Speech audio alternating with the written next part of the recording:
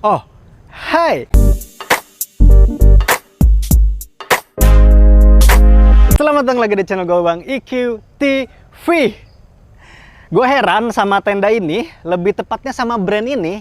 Ini brand Tendaki, termasuk brand baru untuk brand yang menjual tenda-tenda. Herannya kenapa? Karena memang brand ini baru muncul, tapi penjualannya itu udah banyak banget.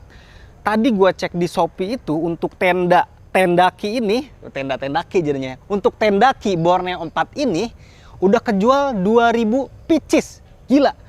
Setelah gue cek itu ngalahin penjualannya Big Adventure, ngalahin penjualnya Are, ngalahin penjualnya Iger untuk tenda-tendanya. Ini udah 2000. Big Adventure aja itu ada yang 1000 atau 900-an gitu. Terus Are ada yang 1000 nggak nyampe 2000. Ini brand baru Tendaki ini udah melampaui brand-brand yang udah menjual tenda sebelumnya. Makanya gue penasaran. Dan memang ketika gue tanya ke beberapa teman-teman pun, ini wajar banget bang, karena harganya murah, jadi ini tenda sejuta umat. Dan memang kebanyakan tenda ini tersedia itu di rentalan-rentalan gitu. Ini pun gue dapetin di temen gue, Bang Epe. Dia punya rentalan alat-alat outdoor dan ini gue ngerental juga di dia. Makanya mungkin kebanyakan yang beli itu untuk rentalan. Tapi sekarang yang pengen gue tahu adalah, oke nggak nih tenda ini? Soalnya udah banyak yang beli banget nih. Memang harganya itu termasuk murah, 525.000 sampai 560.000 untuk harga diskon. Untuk harga normalnya itu sampai 750.000. Jadi perbedaan warna itu ada perbedaan harga. Kalau nggak salah yang warna biru itu atau navy itu harganya lebih mahal sedikit, 560.000. Ini 525.000 tenda ini. Harga murah, terus kapasitas gede juga. Apakah oke nggak dipakai ke gunung-gunung di Indonesia? Kalau gue lihat spesifikasinya, sebetulnya spesifikasi ini mirip banget dengan Mountain InSport Borneo. Terus ada Grid Outdoor Java juga, Java Pro kalau nggak salah. Ini persis banget untuk spesifikasinya. Yang ngebedain adalah PU-nya atau kekuatan bagian outer dalam menahan hujan. Ini PU-nya 3000 mm. Jadi ini gede banget untuk angka PU yang disediakan oleh Tendaki Borneo 4 ini.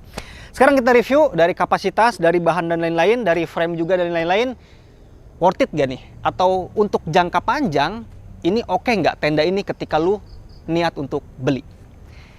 Kita mulai dari spesifikasinya dulu. Ini kapasitas 4 sampai dengan 5 orang.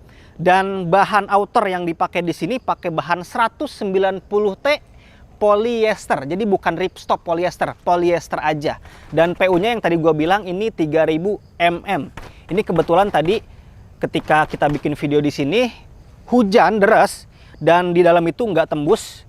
Jadi aman untuk hujan yang kisaran 10 sampai 20 menit deras ini nggak tembus. Untuk bahannya itu. Dan untuk model tenda ini sebetulnya hanya ada satu pintu aja. Jadi pintunya itu hanya di depan aja. Untuk akses kita masuk itu di depan doang, di belakang nggak ada pintu sama sekali.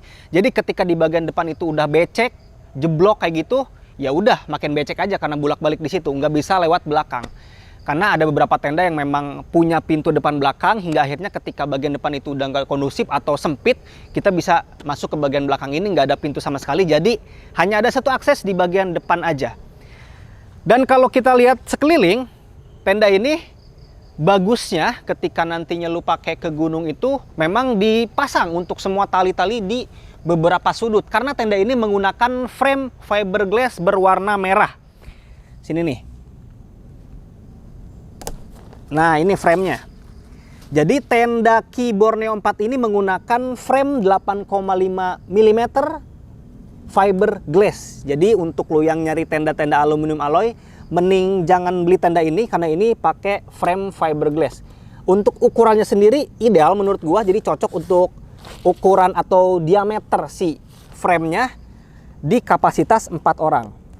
Jadi tenda ini menggunakan frame fiberglass. Jadi ketika nantinya lu menggunakan atau memasang tenda ini di atas gunung atau di shelter, dipastikan tali-talinya pasang dan memang cari tempat-tempat yang agak-agak pojok aja yang memang tidak terlalu parah ketika terkena anginnya.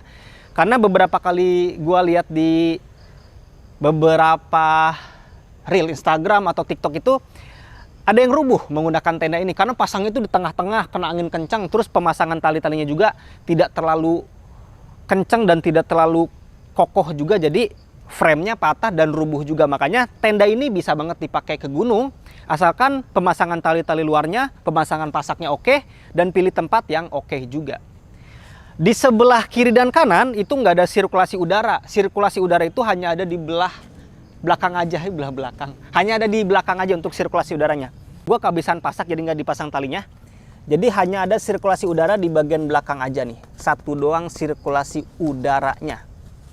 Tenda ini punya teras yang terbilang ideal untuk ukuran 4 orang di bagian depan sini.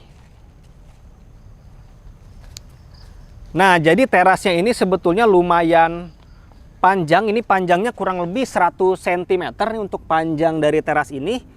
Nanti untuk kalau memang lu bawa trekking pole, ini bisa dibuka untuk pintunya, terus bisa dibentangkan untuk atap di teras ini. Jadi lumayan nambah teras. Jadi ketika lu nantinya punya tenda ini, jangan takut ketika kondensasi terus bocor ke bagian dalam. Tenda ini tetap kondensasi, tapi kondensasinya itu langsung netes ke tanah. Enggak langsung netes ke bagian floor atau bagian lantai. Karena memang tenda ini udah double layer. Lu bisa lihat di sini. Dan jaraknya pun sebetulnya udah ideal untuk jarak yang disajikan oleh si tendaki ini. Jadi untuk jarak outer dan innernya ini tidak rapat-rapat banget, udah oke. Jadi ketika di sini ada kondensasi, nggak langsung nempel ke bagian inner, terus tembus ke bagian dalam. Jadi wajar banget sebetulnya ketika tenda ini disebut sebagai tenda Sujata Umat, ya memang bukan hanya harganya murah, dari konstruksinya pun udah ideal banget gitu. Seperti halnya tenda-tenda Mountain in Sport Borneo, terus tenda-tenda Great Outdoor juga. Untuk lu yang terbiasa memakai tenda-tenda Nature Hike, terus Big Adventure, terus Hillman, ada perbedaan di bagian pemasangan outer ke bagian inner. Biasanya kan pakai bakal di sini nggak pakai bakal, langsung pakai tali kayak gini, terus langsung dihajar oleh pasak. Jadi memang kerasa banget untuk jedanya sebetulnya. Nah, yang perlu diperhatikan ketika mau naik gunung, diperhatikan tali ini nih. Ini biasanya kalau keseringan untuk dipakai ke gunung dan keseringan terkena angin, ini akan sering rentan untuk putus. Makanya sebelum naik itu harus diperiksa di semua sudut-sudut yang ada talinya kayak gini. Biar nggak kesusahan, kecuali lu bawa persediaan atau tali cadangan, jadi biar lebih aman. Kita langsung ke bagian dalam untuk si tenda ini, yang mana kapasitasnya 4-5 orang. Kita lihat ruangannya gede atau enggak di bagian dalam sini. Karena di beberapa tenda walaupun kapasitasnya sama, 4 orang, 5 orang itu, apalagi yang 4 orang, kadang suka berbeda-beda untuk ukurannya. Posisi gue udah di tengah, jadi untuk di bagian dalam sini, ukurannya itu menurut gue cukup luas. Artinya untuk kapasitas 4 orang itu bebas untuk berkegiatan di dalam, apalagi berempat. Dari kanan gua ke kiri gua ini panjangnya itu 240 cm. Walaupun di sini ada barang-barang nih, carrier, terus baju-baju kita, jaket, mungkin sleeping bag, di sini masih tetap bisa tidur tanpa terlipat kaki lu di sini. Nih, karena memang untuk panjangnya ini 240 cm. Dan walaupun lu menghadap sini tidurnya, ini nggak bakal ngelipat juga kaki lu,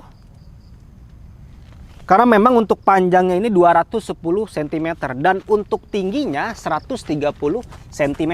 Tentunya nggak bisa berdiri ya untuk tingginya itu, karena memang hanya 130 cm. Jadi untuk ukuran rata-rata orang Indonesia 170, 180 masih aman, masih nyaman untuk tidur di tenda ini, walaupun ada barang-barang yang memangkas ruangan di bagian dalam tenda ini. Sekarang gue bahas ke bagian innernya. Ini salah satu inner tenda yang dipastikan akan terasa hangat, karena memang hampir 90% itu memakai bahan polyester. Nih, ini pakai bahan polyester. Semua di kanan, di belakang, di kiri pakai bahan 190T polyester semua. Terus bakalan engap dong bang kalau tendanya 90% polyester. Memang, karena untuk si mesnya itu hanya di sini doang nih, di bagian sirkulasi udara yang ada di belakang tadi. Konsekuensinya memang ketika punya tenda yang 90% polyester kayak gini, lu akan ngerasa hangat. Terus ketika ada debu, posisi di musim panas, terus debu meniup itu nggak bakal langsung ke bagian dalam sini, paling di inner bagian luarnya aja. Untuk debu-debu itu nggak bakal masuk ke bagian dalam, itu keuntungannya. Tapi ketika nanti malam-malam tidur itu akan terasa sedikit pengap. Soalnya pengalaman gue memakai tenda Hillman yang memang komposisi polyesternya kayak gini, ketika di shelter 3 Gunung Kerinci itu terasa pengap banget. Tapi jangan khawatir karena memang di bagian pintu ini dikasih 2 lapis, yang mana ketika lu tutup kayak gini pintunya, nih, nah misalnya pintunya ditutup nih, set, gue tutup dulu. Ini makin terasa pengap. Kalau emang nggak mau pengap, tinggal dibuka lapisan keduanya biar udara itu masuk. Jadi sirkulasi udaranya dapat gede banget di depan sini. Kalau memang kondisinya itu terasa dingin banget, mending tutup lapisan polyesternya. Tapi kalau emang lu pengen dapetin sirkulasi udara yang lancar, lu buka aja pintu lapisan yang polyesternya. Pintu lapisan yang mesnya ini biarkan tetap tertutup, biar binatang, serangga, dan lain-lain nggak bisa masuk ke bagian dalam tenda ini. Nah, konsekuensinya lagi ketika lu punya tenda yang memang hampir 90% polyester kayak gini, ketika hujan deres, kondensasinya itu akan parah. Karena memang sirkulasi udara dari dalam itu tidak lancar. Karena memang kan di sini nggak ada mesh di kiri kanan. Makanya untuk lu yang menggunakan tenda atau yang pernah menggunakan tenda-tenda Big Adventure itu seimbang antara polyester dan meshnya, biar sirkulasi udaranya jalan. Ketika hujan, kondensasinya itu tidak terlalu parah. Jadi ada beberapa kelebihan sama kekurangan lah untuk model inner yang kayak gini. Sekarang kita bahas ke bagian floor. Gue lipat bentar. Sekarang kita bahas ke bagian floor atau bagian lantai dari tenda ini. Ini menggunakan lantai semacam terpal atau PE yang digunakan di sini, dan di sini emang bener-bener tebal sih, untuk si kualitasnya bagus nih untuk si bahan floornya. Jadi keuntungan lu punya tenda menggunakan terpal kayak gini, ketika dipakai di gunung-gunung iklim tropis ya, yang kebanyakan itu akar, bebatuan, ini diuntungkan karena memang tidak mudah untuk robek. Berbeda hal dengan tenda-tenda yang mempunyai bahan lantainya itu polyester atau nylon, itu dibutuhkan satu footprint lagi untuk lapisan kedua, biar ketika robek itu ya bagian bawahnya aja. Jadi ketika lu punya tenda dengan bahan lantainya itu terpal, semacam terpal atau PE kayak gini, tidak terlalu rentan untuk sobek ketika dipakai di gunung-gunung iklim tropis yang mana banyak akar dan bebatuan. Makanya untuk lu yang punya tenda dengan bahan polyester, hati-hati aja, harus pinter-pinter pilih tempat untuk mendirikan tenda. Takutnya ada akar-akar tajam, akan mudah untuk sobek. Jadi bahan kayak gini lebih kuat dan cocok dipakai di gunung-gunung di Indonesia. Oke, itu untuk di bagian outer, di bagian bahan frame, di bagian jeda antara outer dan inner, di bagian dalamnya udah. Terus yang terakhir kita ngomongin kekurangan sama kelebihan, cuman sebelum itu ada 2 saku di bagian kanan. Sama di bagian kiri pun ada 2 saku untuk si tenda ini. Jadi dikasih 4 saku berarti. Sekarang kita ngomongin kelebihan dan kekurangan ketika lu nantinya punya tenda ini. Kelebihan yang pertama adalah PU-nya ini udah 3000 mm. Jadi di rata-rata curah hujan di gunung-gunung di Indonesia ini udah sangat-sangat aman.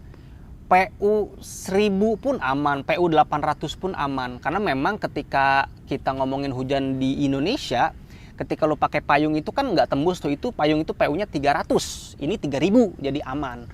Tinggal nantinya gimana cara perawatannya, karena memang di bagian tenda itu tetap ada jahitan. Di jahitan itu ada seal atau coating. Nah, tenda ini udah pakai seal dan coating, jadi memang ketika nantinya air itu mau rembes atau masuk melalui jarum, melalui lubang bekas jarum jahitan, itu nggak bakal terjadi karena udah dilapisi oleh sim seal. Jadi tenda ini udah aman walaupun ada jahitan dan berpotensi masuk lewat situ, karena jahitannya udah aman disegel lah. Jadi tenda ini bukan hanya PU-nya yang tinggi, dari bahannya juga bagus, dari coatingannya juga udah bagus. Kelebihan yang berikutnya tentunya harga yang terjangkau. Sangat terjangkau. Kalau dibandingkan dengan tenda-tenda brand Array, model kayak gini mungkin bisa dijual 800, 900, apalagi kapasitas 4. Ini harganya Setelah didiskon itu 525.000 sampai dengan 560.000. Untuk harga normalnya 750.000. Kalau dibandingkan tenda-tenda brand-brand China pun ini mampu bersaing, karena memang kalau kita bandingkan dengan tenda-tenda Kompas itu harganya 600.000, ini bisa banget bersaing.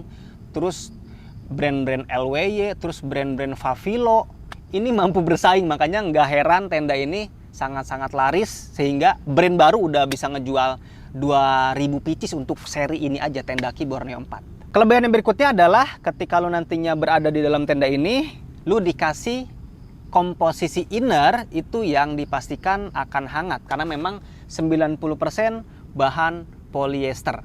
Bahan meshnya hanya ada di bagian sirkulasi udara aja. Tapi kalau emang lu takut engap, tinggal dibuka aja lapisan di antara pintu ini, karena memang pintu ini punya dua lapisan, lapisan mesh dan lapisan polyester. Kalau emang mau dapetin sirkulasi udara yang banyak, yang baik, buka aja lapisan polyesternya, biar lapisan meshnya aja yang terpasang. Itu menambah komposisi innernya ini menjadi 30% mesh dan 70% itu bahan polyester. Kelebihan yang berikutnya adalah frame-nya bagus. Menurut gua frame-nya udah oke. Cuman ketika gua ngelihat tenda ini kan tenda rentalan, artinya udah beberapa kali dipakai.